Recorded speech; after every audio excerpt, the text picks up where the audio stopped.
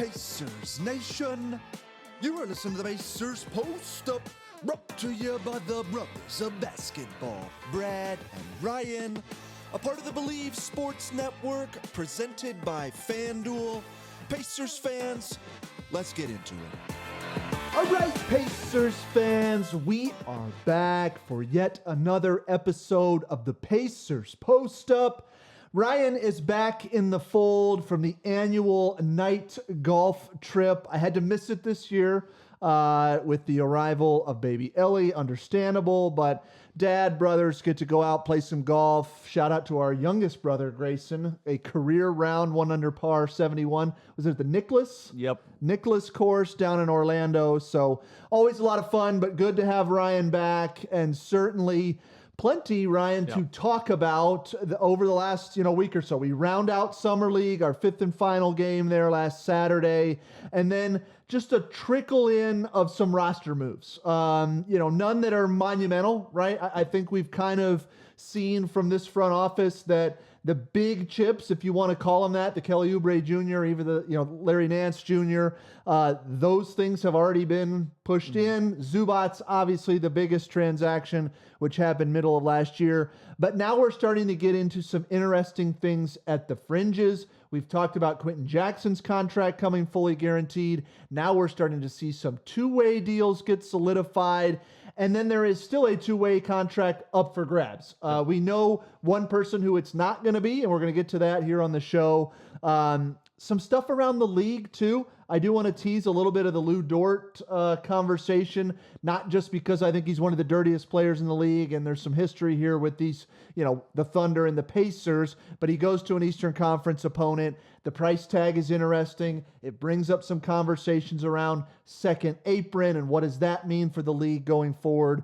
Adam Silver had some comments on that as well, so we can dive into a few of those things. And then our friends Alex and Facci over at Setting the Pace did a phenomenal interview. We got part 1. It dropped today, the day that Ryan and I are recording this. Part 2 is going to drop basically tomorrow, or the day that you are listening to this, Pacers fans. So please be sure to go check out both part 1 and part 2 over on Setting the Pace. But anytime Chad Buchanan speaks or Kevin Pritchard speaks, we have to react to what is said, and Alex and Facci do a great job with those interviews. So go check them out. We're going to give our thoughts here on part 1 today.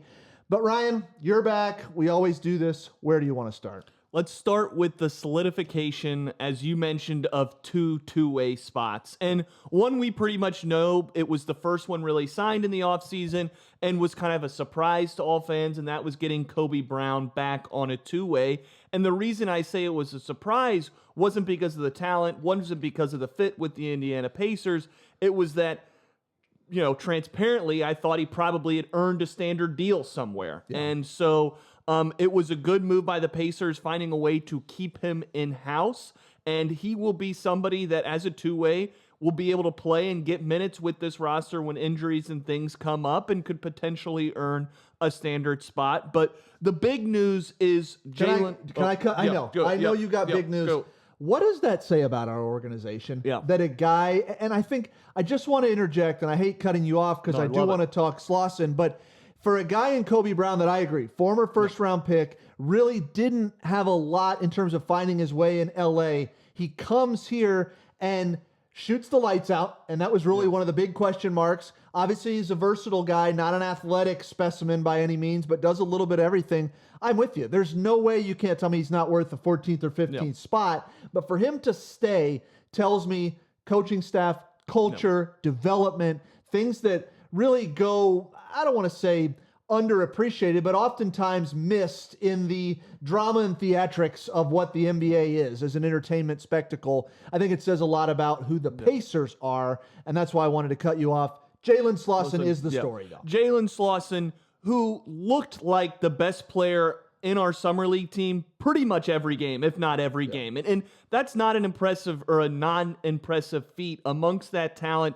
If you looked back at his last year's stats, actually, he played in Summer League and I think averaged 2 or 3 points a game. And I like what the word you actually threw out on the Kobe Brown stuff and why he stayed, which is development. And I think we're seeing that now, too, with Jalen Slawson, a guy who we brought in last year after nobody really wanted him, just brought him into the G League team, let him grow, saw some real improvements, and then gave him opportunity late last season to show some things, then gave him a bigger opportunity in Summer League to really be the guy, and he's taken advantage of it. And he has sharpened a lot of his skills, which are the handles a little bit better, could still be cleaner, but was much tighter going into this. His closeouts attacking the rim were there, and he showed a willingness and an ability to get shots up. We need to continue to see that percentage rise, but sometimes half the battle is just the confidence. Guys putting up threes. I think he was taking 7 or 8 threes a game in Summer League, which is not a small volume, was going on pull-ups, was going on some catch-and-shoot opportunities, and then obviously the things that we already knew even stood out more with Jalen Slawson. The athleticism, the defense, the crazy blocks, the chase-down blocks, and so Jalen Slawson really ran away with this, in my opinion, and it's probably why he has gotten this next, he's the second one to sign the 2-way contracts, and was probably the least shocking thing. We knew the way he played, the way he fit, that he was probably be a guy that was going to get those 2-way spots. And now when you look at Kobe Brown and Jalen Slawson, you have 2 guys who are NBA ready right now. Previously, Pacer teams had often used their 2-way spots to be more developmental guys. Let's see if we can take a flyer on somebody and see what they turn into. Right now, you're kind of seeing a slight pivot from that. We'll talk about the third spot, I'm sure. But these 2 guys are guys that you would feel comfortable bringing in, not obviously as huge, role players, but role players, 8th or 9th men in rotations, be able to play some defense, hit some shots, and be good rotation guys. But we have the flexibility of having them on a 2-way spot. Well, and Chad hit on that in the Setting the Pace interview. Yeah. He actually used the term developmental and how in years past, yes, we have taken, let's say, flyers on guys. Taelon Peter, that was a flyer, and we'll get to Taelon here in a minute, but this is not that. And I think, right, it makes sense to me if you are the Pacers front office and you are telling not only your fan base, but your coaching staff, the people inside that locker room, we are in win now mode. Yeah. Tyrese was on the Pat McAfee show. He goes, we want to win now. Like that is where this team is at. It makes sense to have horses in the stable that can help you do that, right? And we saw it. Last year was the year from hell from an injury perspective, but there are no guarantees going into another NBA season that we won't have injury-riddled runs. And it's just part of NBA basketball, frankly, at this level. Guys are going to miss time. And I would argue guys should miss time to try and make sure they're ready and healthy for the postseason. And I don't mean miss time because they're injured. I mean, load management, whatever you want to call it. There are ways to do this to make sure your guys are ready to go. And if you have a Kobe Brown or a Jalen Slawson that are much more than developmental players, they're able to plug right in. If you throw a Taelon Peter into the fire, or even in Ethan Thompson, or Ray J. Dennis of years past, not all of these guys are going to hold up to that kind of, frankly, ask when you're talking about a team that wants to compete. And I do look at just the last couple of years in the postseason, Ryan, some of it has just been survive and advance, right? Like OKC, I know the Spurs went on a historic run, obviously with their average age and, didn't end up getting over the hump, but make no mistake about it. OKC was not the same OKC team that we saw in the finals last year. J-Dub hurt, Dort hurt. There were other guys that were out throughout that series. And so this is a long-winded way of saying it is a strategic decision in my mind that the Pacers are making to say, hey, we're going to prioritize having guys that we feel comfortable putting into a meaningful game versus guys that maybe they pan out 3-4 years down the road. And so with that, let's just talk Taelon Peter really quick, because I said his name once, and I do think he certainly deserves a little bit of credit here. Pacers are moving on from Taelon Peter. late second-round pick from last year. Obviously, this guy was kind of out of nowhere, not on our radar at the time of drafting him, not on a lot of NBA teams' radar. You understood why they took the pick. What say you about Taelon, and do you think he gets another opportunity elsewhere? I think he'll at least get an opportunity through a G League squad or something like that. Maybe he goes overseas. I don't expect him to get a standard deal or anything, and nobody does. If he had shown enough, we would have kept him in-house. And he is a unique talent where he's got some athleticism for him and the shooting, and some of the times those two things don't always go together when you think about kind of the sharp shooters, speed shooters, the Buddy Hields, Kyle Korvers, that kind of, Doug McDermott. And so maybe he has a range, but he just hasn't shown enough growth in the last year, just in terms of getting his shots up. Still was a little bit in summer league where we wanted to see him get a little bit more attempts, just a natural aggressiveness, feel for the game. He's still a little timid. With that said, I did think he showed flashes defensively. We saw the pop, some lobs in there. When he got going, those are the flashes you're looking for. But to what you just said, it's 3 or 4 years away, it feels like, for him. And we don't have the kind of runway right now with trying to win a championship next season, the season after, to maybe give that guy the run he needs and the touches and the development. And so I hope, and I think most Pacer fans hope, he has a good career, finds a landing spot. We'll be rooting for him. He was a great feel-good story coming out of the draft, as you said, at the 54th spot. But those players, those picks, like, people are always, we already gave up on it. It's like, those guys are essentially free agents that we just kind of made a move to bring in because we saw some things we liked, and hopefully he lands. I don't know if you know anything. I don't know if he can land with the G League team still with us because we waived him, or is that... I have no idea. I don't know either. I don't know what the contractual stipulations are there, but listen, if he's got an opportunity to go make another two-way deal somewhere else, great. He should absolutely capitalize on that. And I don't think that would be totally far-fetched. It's not as if he shot it poorly. It just, he kind of got lost. He didn't really make a statement or a jump from year one to year two. It was sort of the same kind of thing we saw last year in Summer League. And I think the next part of this conversation we'll get to, I just think there were other needs on this roster and guys that outperformed him. But to your point, if he can contractually within the framework of the CBA come back and play for the Boom, you should absolutely offer him that opportunity if he's open to it. Guys obviously can go overseas, as you said, all those different things. But this is a guy that was a late second rounder. He was a sixth man at Liberty and had played non-Division I prior to that. It was a quick rise for him, and I just think he needs more time. And hopefully he gets those reps, and we'll see where it goes. And certainly, Taelon, wish you the best. No reason not to do that. Let's talk about, though, this final spot, because I think that is where we get back to this. Do we go developmental? Do we go team roster building need? Or do we go guy that's proven it and has done a little bit more? And I'm sort of leading you to water here, Ryan. It looks like it's either Ethan Thompson or Braden Smith. Thompson is the one that is basically signed to the two-way deal or is under that, auspices right now. Braden Smith is the one that was reported he's going to sign a two-way deal. One or the other is going to have to give. Where do you think this thing ultimately goes?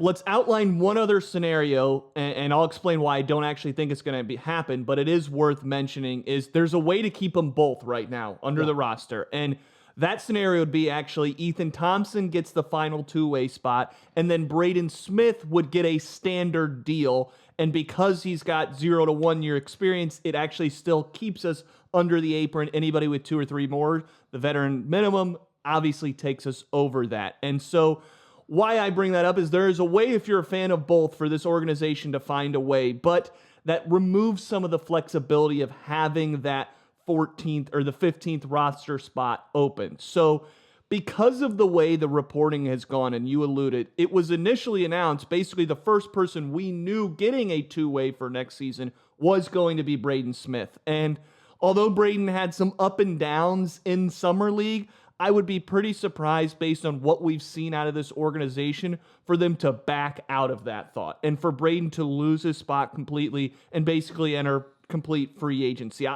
I don't really see that unless there's something about Ethan Thompson that really has this team excited. And I know he couldn't participate in Summer League because he had some overseas, stipulations in a good way, was playing obviously and played well. So I do expect, if you're asking a prediction, I think Braden Smith is going to get this final two-way spot. I think the reporting early on was accurate. They were probably waiting more on to see what are we going to do with Jalen, what are we going to do with Taelon, and letting that work out, and that's why he's the last one to likely sign this deal. I think we just know that we're looking at our two-way spots. We're probably more looking for a point guard at that spot, knowing that we kind of don't have a true third-string point guard depending on how you look at Quentin Jackson. And so having him in there, developmental growth, we know that TJ is still starting to enter the back nine on his career. So Braden Smith will likely be the one, I think, who will get this final spot,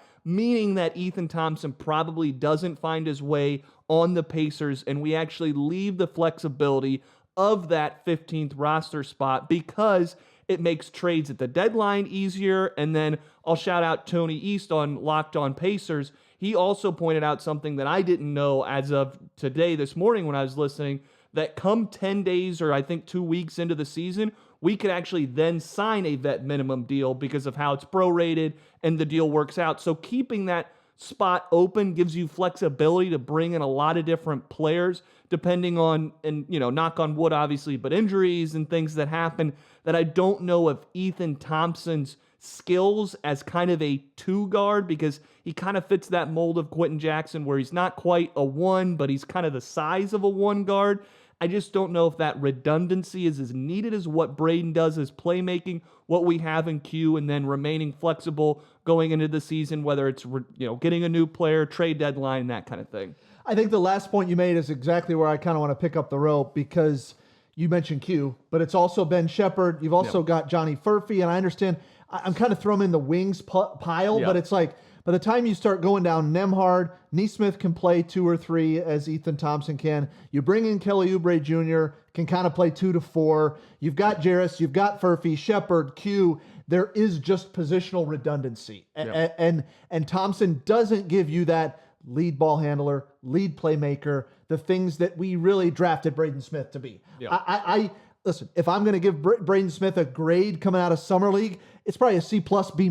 So I'm not singing the praises here of Braden Smith, but I do think there's and Chad Buchanan did say this, when he was on Setting the Pace, point guard is a hard position to play when you're coming in, new coach, new team, new players, all new. And then you're asked to know where everybody's going to be and where they like to get the ball. And that's tough. And Braden did record assist numbers. They got better as Summer League went on. I think he finished 4th or 5th overall in Summer League for assists per game. So it's not nothing, but some of the aggressiveness, some of the confidence, some of the things that maybe he will start to shine more as continuity comes together with this group, we'll start to see. But it is a position of need, and that's why I think you bring him on the two-way and you leave that flexibility. Because as we've said, a number of times on this show, injuries, things like that, I just don't know how Ethan Thompson is really helping push the envelope with inside this organization. And ultimately,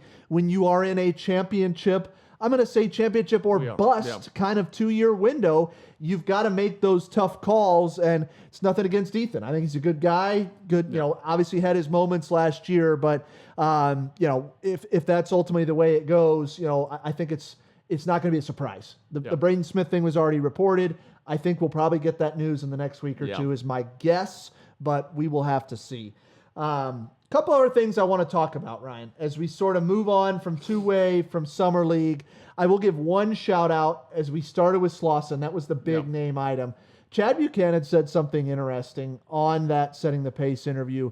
He was like, this shot blocking, particularly the chase down blocks, he's like, he may be second in the world to prime LeBron James. Like, that is an NBA GM singing very high praise. And I understand it's one of his guys, so it's easier to say it about one of your guys.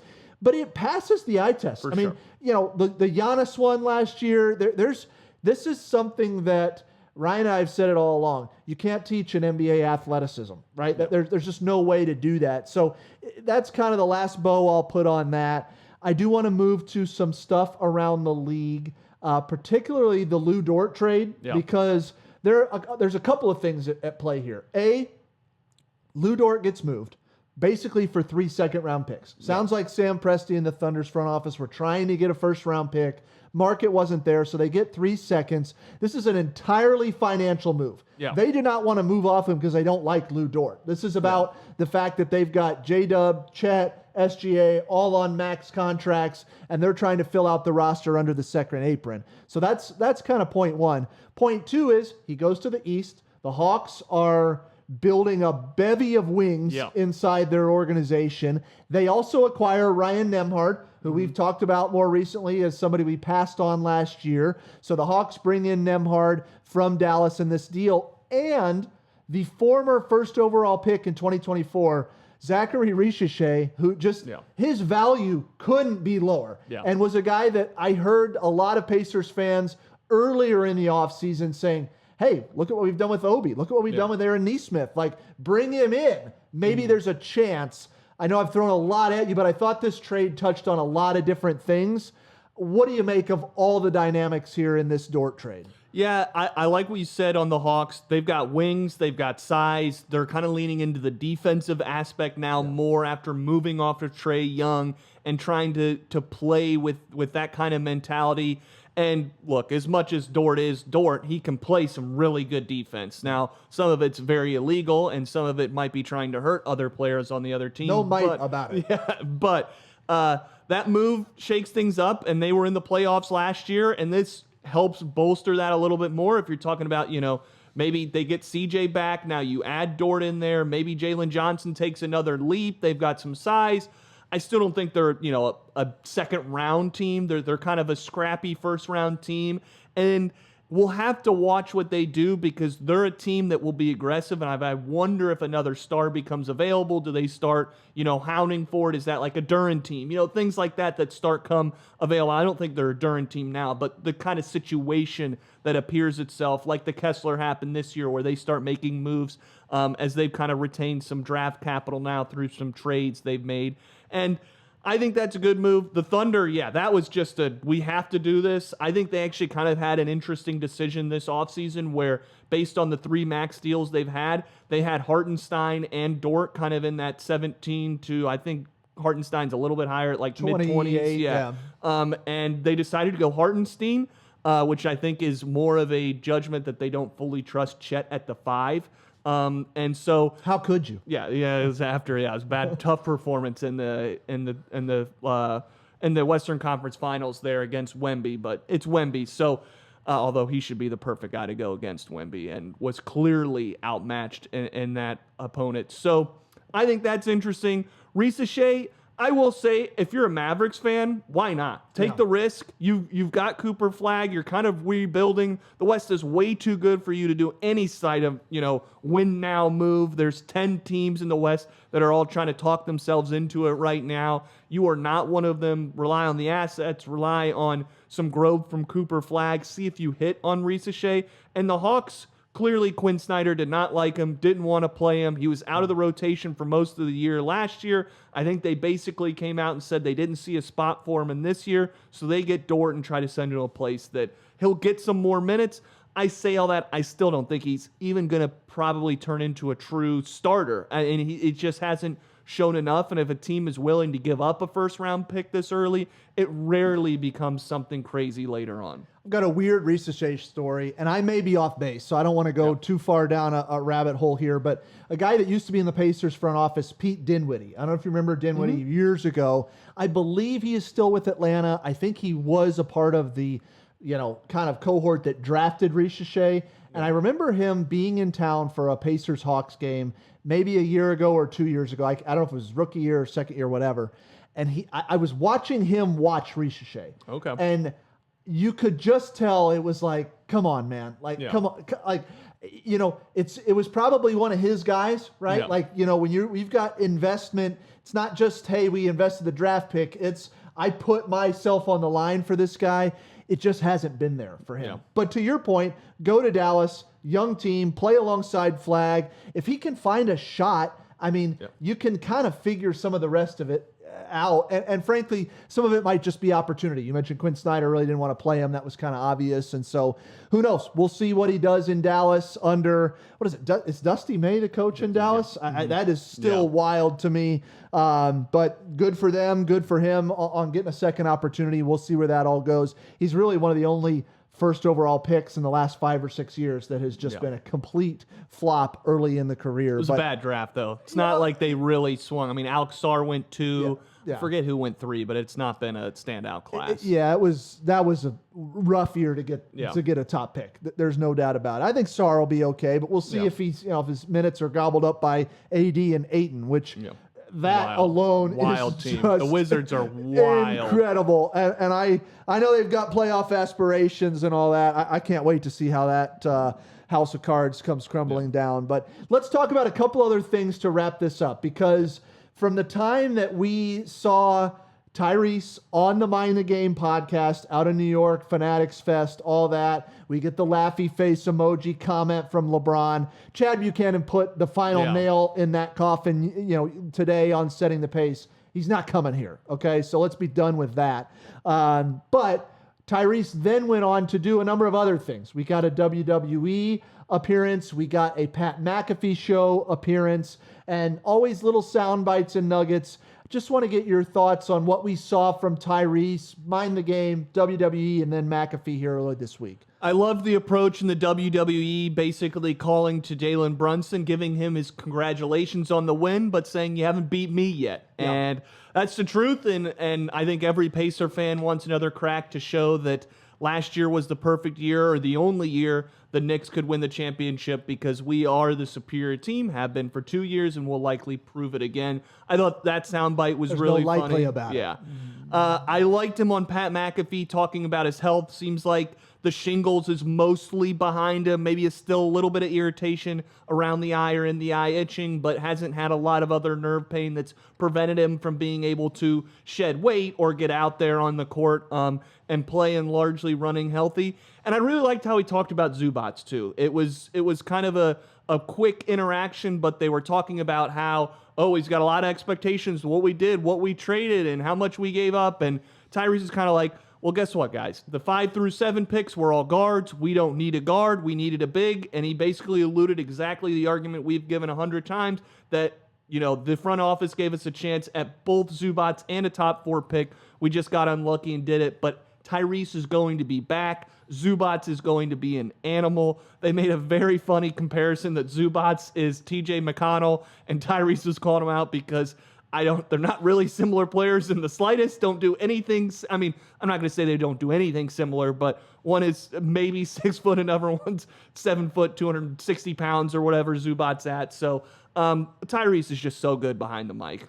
That's the part. I mean, the word that gets thrown out on Twitter, and this is probably a younger generation thing, is aura. He's got this aura. But whatever you want to call it, X factor, aura, it fact, he does have it. Yeah. And it's why I have long argued that the NBA should be leaning into guys like Tyrese Haliburton. And for whatever reason, I'm not saying they don't, but we haven't had a Christmas Day game in how long? I mean, we fight for national TV games. For what Tyrese did 2 years ago in the postseason, the NBA should still be paying him a royalty because of highlights, conversations, things like that. And I know I'm being a little over dramatic here. Right? They're not going to pay him a royalty. He's making plenty of money. But my point is why he doesn't get pushed and promoted more as a guy that can be the face of the league. Maybe it is some of the unorthodox, unconventional, herky-jerky nature to his game. Maybe the league just isn't totally bought in yet. I mean, I still see LaMelo's better than Tyrese. Trae Young. I mean, these conversations happen, and they're absolutely outrageous to anybody that watches basketball, or Pacers basketball, better yet. But we'll see if it gets there. I understand it's a small market team, but so is OKC. So is, Ant Edwards in Minneapolis. Like, it's, we're kind of seeing the league get away from some of those things. And I agree with you. He's a phenomenal soundbite. He just continues to give us, little nuggets. That Pat McAfee, he's a big TJ McConnell. It's so like, funny. It couldn't so be funny. more off base. He not only did that, he mixed up Kelly Oubre with Kelly Olynyk. Yeah. It's Canadian. So it's like, Pat, I love Pat, by the way, but my goodness, a little homework goes a long way on some of that stuff. But it makes for good entertainment and good television, certainly a good interview on that perspective. One other thing that Ty said specifically, he said, you're going to love Zoo. Yeah. And that to me tells me everything I need to know. Tyrese has already looked into his game. He's already done the homework. He's already, probably gotten some reps in here and there with Zubats. And that is what I am most looking forward to on the backside of that interview. Obviously the WWE stuff. I don't know. I'm an old school Stone Cold Steve Austin kind of guy, like way back WWF before they had to change it. That was my childhood. But this is fun to me. The fact that he can go into the Garden, kind of poke the bear a little bit and just, do it while he's smiling at you. Those are the things that we love about Tyrese. I do want to get to the Chad Buchanan interview. And again, go check it out over on Setting the Pace. They do a great job with these. And Chad's a great interview. He really, I don't want to say he's an open book, but he doesn't dodge questions. And I think that's really cool for somebody in his kind of position to come on a local show. And he's done this with them before. I guess I've got some notes, but you and I have listened to it independently here. Where do you want to go first? What's your initial reaction here on what Chad had to share? Well, I'll ask you kind of a similar question because I had two major takeaways, and maybe it was kind of what I was listening for the most, but they talked about some of the things you'd expect, but it seemed like to me there were two big takeaways for both Jairus and Furphy. Were those two things that stood out for you too, or did you catch other things more important? I had the Jairus, and I also had, let's start with Jairus, because I think that was one, and that was towards the end of the interview in part one, and he said a lot of things that I think are interesting, and he makes the comparison of OG Anunoby, a guy that really stole the show from an NBA Finals perspective, right? I understand Brunson had the big Game 5 closeout game, but Jalen Brunson did not play that well games 1 to 4. Pretty inefficient from the floor, not taking over games. The OG tip-in happens on a Brunson miss, right? And it was just, OG was the guy that just kept hitting big shot after big shot. He defends multiple positions. He's a guy that we coveted years ago coming out of Toronto, obviously a Hoosier, but I'm still, listen, I'll say this all day, every day. I'm still glad we got Siakam. There were a lot of people at the time that I think had those two on sort of an equal playing field. I think Siakam is a notch or two or three above OG, but you need guys like OG to win in this league. And we saw that front and center in the finals. So I think it's an interesting comparison that Chad is making around Jairus, that go be that guy. Model your game after that guy. Take open shots, hit big shots. We've seen Jairus do that throughout his career. And then be the guy that can go switch, guard the team's best player, give you some versatility and aggressiveness and physicality on the other end of the floor. And I think, Ryan, for me, I know Chad made a lot of the conversation about his mental, and I think that is it's the other side of the same coin. The mental is what gets you in the right position with the ability to go be a physical attacking kind of defender, but not taking risky gambles, not playing with your hands first. And those are the things, I think it's all defense and aggressiveness. What say you to what you heard Chad say? Brad, Jarace Walker is gone.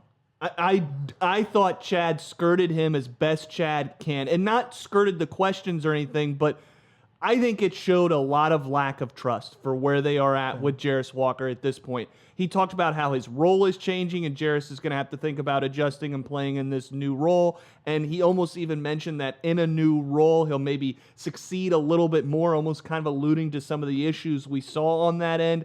I liked the OG comparison in the sense that OG's one of the best defenders in this league, particularly one with size on the wing, and Jarace is simply not. And he's not close right now, and it just doesn't seem like he's got the grit that we want. Jarace seems like a nice guy. He seems to get along with the team, but he doesn't have that motor, and we've been begging for it. And I think his offensive game, we all agree, has come around, pretty well. In fact, maybe quicker than we even expect with the shot, with the playmaking. The handle's still trash, but there's ways to work around that when he makes quick decisions and attacks the rim on 1 or 2 dribbles, as we talked a lot in the season, instead of over dribbling, kind of being that lead point guard that he was forced into a lot. But for a guy who Chad, and why I said, Walker was my main takeaway and Furphy was kind of secondary, was you could see him light up still talking about Furphy. He was talking about 10 to 12 month injury, which I liked hearing that timeline, thinking that hopefully it's not going to be past February. Maybe we get him in January. Maybe we get him in December. But he's still in the gym. He's working on his shot. You can't even tell that he had an injury unless you knew. And not that they're rushing it, but he's starting to get reps in already in a good way. And I just could see the tonality shift when we kind of went to Jarris. It's like, okay, it's a new role. We need him to kind of change his psyche. We need him to kind of look a little bit more like OG Anunoby. And to me, those are the signs and the way that we used to talk about Benedict Mathurin, the fit, the role, that, and then we shipped him. We talked about that the whole offseason before last year, basically put the podcast on the line saying we didn't expect Ben Mathurin to be here. And I'm almost as likely at this point to think Jarris is going to be somebody we move at the deadline and hopefully get assets for. And the moves we made around him, signing a guy like Slawson and Kobe Brown, guys who can play those positions that Jarris does in the two-way positions, signing Kelly Oubre Jr. to be that defensive guy off the bench who can also bring a scoring punch, is all the role we hoped Jarris Walker would fill. And the move signal, we're actually moving in a way where we wouldn't need him to do that anymore. I actually disagree with you. Here we go. I actually disagree with you, and I'm gonna make my case as to why. Yeah. Now, the part that I do agree with you on is if he's gonna be moved, it will be at the deadline. Okay. I think Jarris has earned enough leash for sure to get through the first 2/3 of this season. Okay. I would have to go back and listen to the interview again to pick up on the tone difference. I was listening to it. I wasn't watching it on YouTube, so I'd have to go back and kind of just reevaluate that. Yeah. But here's why I say it may be a little bit different, okay? Jarris Walker was atrocious to start last year. And I tweeted something out end of last week. His first 38 games last year, he played 76. So I chopped the season right in half. First 38 games, Ryan, really bad. Under 10 points a game, shooting like 33% from the field and from three, super inefficient, turnovers, et cetera, et cetera.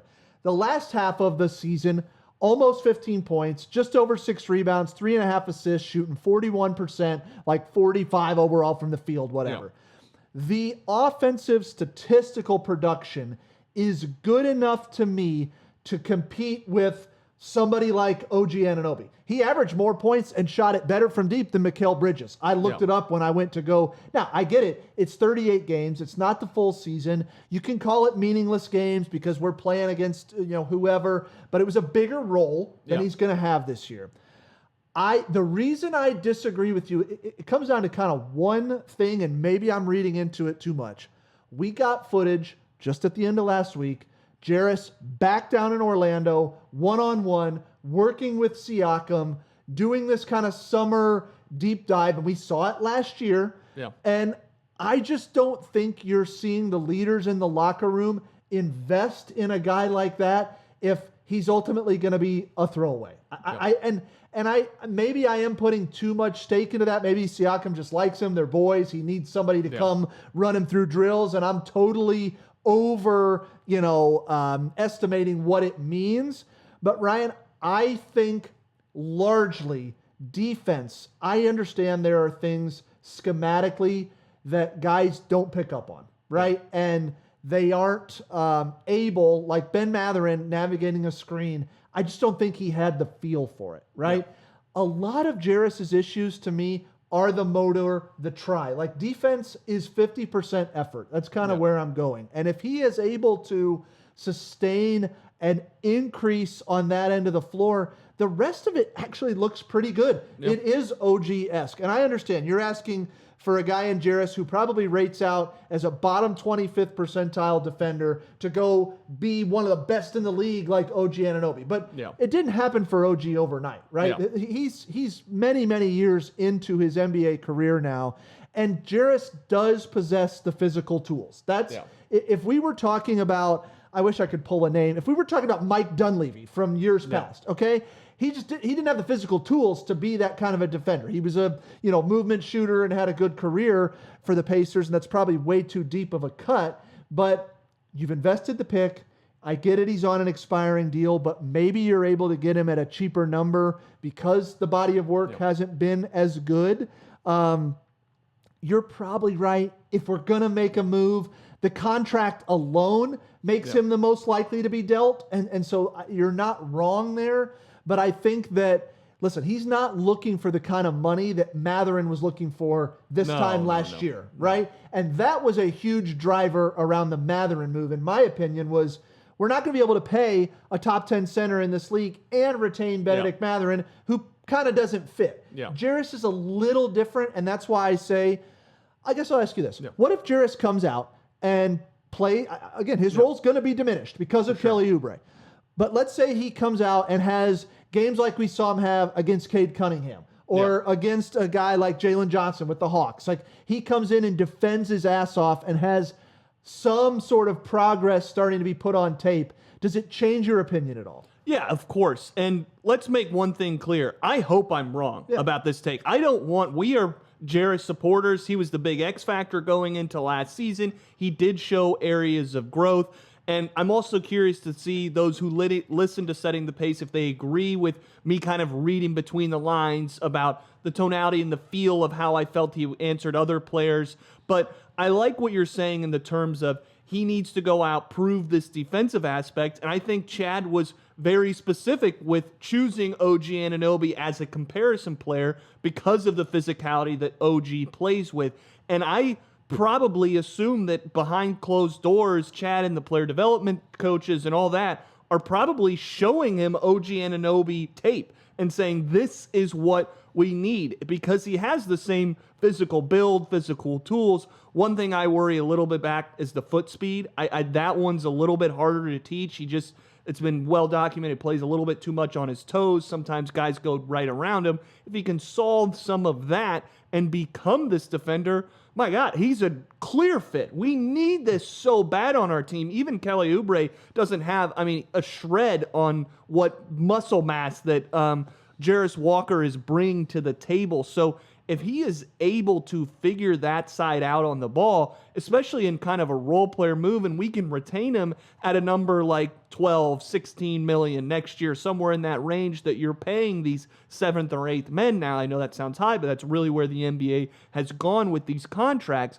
Then yeah, I love that, because the alternative to me is if Jarace Walker comes out this season and kind of loses his role for the most part. Kelly Oubre takes it. Shepard's kind of taking the minutes of the 2. OG's flirting with the 4 and 5, and McConnell, and he's kind of the 9th man lost in the shuffle and isn't getting minutes on a nightly basis.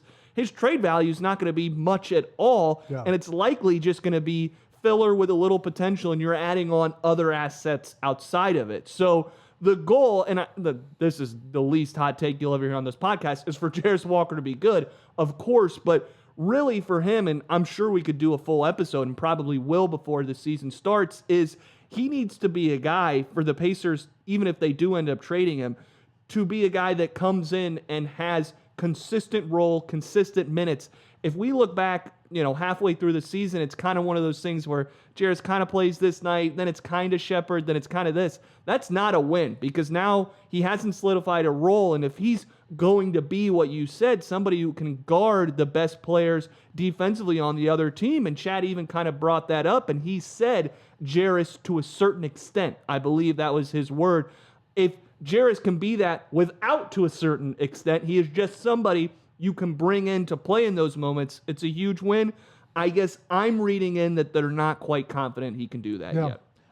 It'll be very interesting. He's probably the most polarizing guy on the roster this year because he's due a payday, because he's a lottery pick, because the offensive stats are there and people are going to gravitate to that. But you've got to be able to hold up on the other end of the floor. And if you're getting your motor question, your energy, effort, hustle, heart, and you're standing next to guys like Ben Shepard, next to guys like Johnny Furphy, where that's not a question at all. Look at what Rick Carlisle does. That is how he makes coaching decisions, and so it's going to be wildly interesting. I think this would be even more of a conversation if Furphy was healthy. Yeah. Because what if Johnny Furphy's healthy right now? Now you're talking about a guy in Furphy that absolutely earned minutes last year. Sure. And that's the part that becomes, and I'm not saying Jarris didn't earn minutes, but we signed a Kelly Oubre Jr. on a two-year deal. And it just, this conversation is going to be interesting. Now, all of that to say,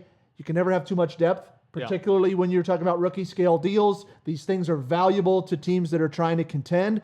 And frankly, Ryan, if he even is slightly successful and we are using him as a depth piece, there would be an argument to keeping him for a finals run, just to have some of that continuity versus dumping a guy. Now, I know that brings up the question of, do you risk losing him for nothing? It's restricted free agency coming up next summer for both him and Shepard. So we'll get to that conversation when we get to it. One other note from the Chad Buchanan thing. I agree with you on the Furphy. I'll say that real quickly, and we'll just have to see where that goes. I think this organization thinks very highly of him, and they should because of what he showed this last year, particularly on the defensive end with the physicality. If the shot comes around, he could be an Obi that defends, right? I mean, and I'm not trying to knock Obi, but Obi does not have the foot speed and versatility defensively, which brings me to the final point. Chad said it a couple of times in his interview that the backup center would be open competition, that they brought in Larry Nance Jr. not just to be a James Johnson guy, that Larry Nance Jr. didn't like how last year went in Cleveland, that he sought us out and wanted to be here. And to quote Chad, I'll try to give it as close as I can. He said on some nights, maybe Larry Nance gets the nod because we are prioritizing defensive versatility, which is something you and I talked about right after the signing. And maybe other nights it's Huff if we're prioritizing shooting and shot blocking. It's why you move on from a very likable guy in Micah Potter to give yourself different skill sets. What do you make of that? Is that real? Is it open competition? I think it's open competition, but I actually think it's more what he alluded to the second point, which is going to be a little bit more matchup based. He even brought up the idea that, and we know this, that Obi's going to be a player that fits into that certain nights. And so the Larry Nance is exactly what you said. It's a different style center, way more defensive, flexibility. I think some of the conversation around Larry Nance, because he hasn't really been in a rotation for 2 years, is that he's completely washed, which I don't know if that's totally true. We've seen guys kind of get careers rejuvenated a bit. Yes, he relies on athleticism early in his career, but is still a crafty player, is still moving his feet, can still get above the rim a little bit. I mean, he's only, I think, 33 right now, will be 34 mid-season. And so this is a guy who, depending on who we're playing and depending on how Huff comes out and looks, that I think Huff is kind of the backup big, and there will be a competition at that. I don't think Larry Nance can just take that, because there's going to be nights where you have centers that are just too big for Larry Nance on a night-to-night basis to go out there. But Huff's going to have to earn this. Huff's going to need to improve a little bit more defensively. Huff's got to get that shot percentage up. We keep referring to him as kind of a stretch big because he largely was before his career with the Pacers, but last year was in low 30 percentiles from deep, so he's going to have to get that. If those things come up, I think on a night-to-night basis, he'll still earn that.